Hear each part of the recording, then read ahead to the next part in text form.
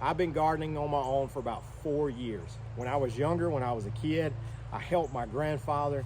I would help him, well, I say I helped him plow the field. He would plow the field and I would put my foot in his footprints in the dirt.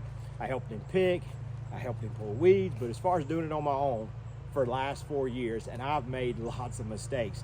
One of the things that we're gonna cover today is onions.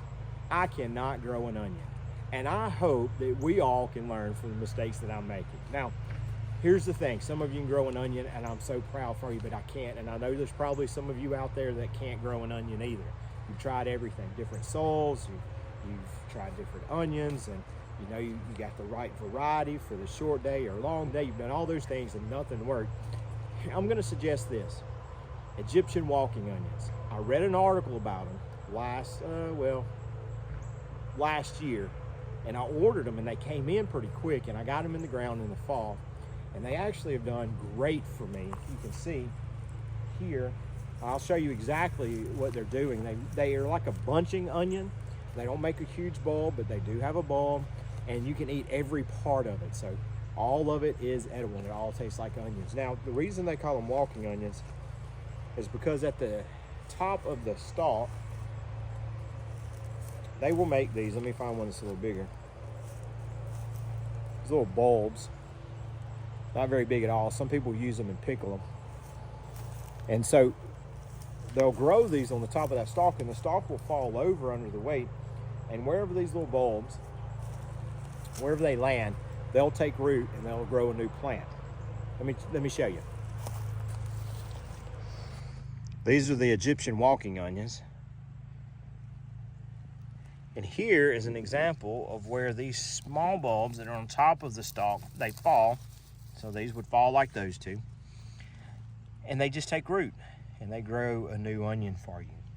At this time of year, this is the fall, they act a whole lot like a bunching onion or even a multiplying onion, because you can see where the bulb was here.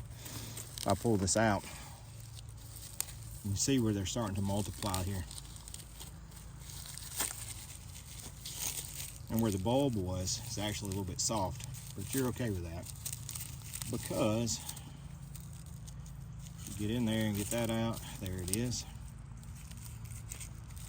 And you can plant all these. So you went from 1 to 4 right there. You can put these in the ground too, along with those bulbils.